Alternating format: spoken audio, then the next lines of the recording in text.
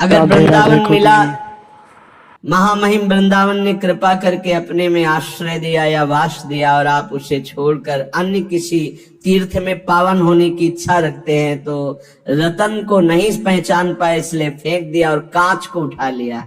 पाए रतन चिन्ह्यो नहीं दीन्ह्यो करते डार, हाथ से छोड़ दिया। धाम के वास मात्र से श्रीपाद कह रहे कुरते मम का तदा चिंता, अब मुझे कोई चिंता नहीं, भगवत प्राप्ति पक्की। हमारा मन नहीं लगता, हमारा मन विकारी है, ऐसा नष्ट हो जाएगा। कृपा एक बहुत बड़ा प्रवाह है।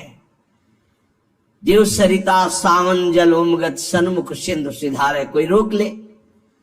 जब सावन में अच्छी वर्षा होती है और बाढ़ आती है तो सीधे समुद्र की तरफ उफनती हुई यमुना जी या गंगा जी जा रहे, कोई रोक के दिखाए।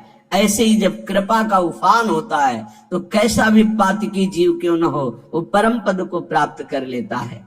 और कह रहे सतसा सद्धर्मायांत, यदि सैकड़ों प्रकार के तुमने सद्धर्मों को लुप्त कर दिया, बड़े आदेशों का खंडन किया, शास्त्र आज्ञा का खंडन किया, संतों की अवहेलना कर दी, वैष्णवों का अपराध कर दिया, तो भी डरो मत, सीधा वृंदावन आ जाओ।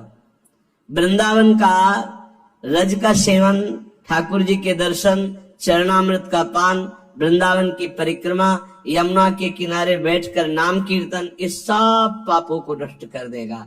पर उसमें एक नियम लेना होगा कि आगे से हमारे द्वारा पाप नहीं होंगे। यदि ऐसा नियम नहीं लोगे तो बार बार फिर वो प्रायश्चित नहीं माना जाता, फिर उसको भोगना पड़ता है। प्रायश्चित तब माना जाता है कि आज तक हुआ, आज के बाद मैं नहीं करूंगा, और पक्का नियम ले ले। फिर कोई व्यवस्था में त्रुटि हो जाती है तो भगवान जानते हैं कि उनकी प्रबल माया है, फिर क्षमा कर देते हैं। यदि तुम्हारे हृदय में कहीं ये आशा जग जाए, भले वास ना हो कि मुझे वृंदावन वास करना है और अंतिम वृंदावन में व्यतीत करना है, ये आशा भले आप कभी वास न कर पाए, ये हृदय से सच्चाई से हृदय से आशा जग जाए कि भगवान क्या कभी हम पर ऐसी कृपा होगी कि मैं सर्वस्व अपना वृंदावन मानकर आजीवन वृंदावन वास करूंगा। और उसके लिए वो चेष्टारत भी है, वासाय यत्नो धाई, प्रयास भी करता है, पर वो वृंदावन वास नहीं कर पाता, तो उसे वृंदावन वास का ही फल मिलेगा।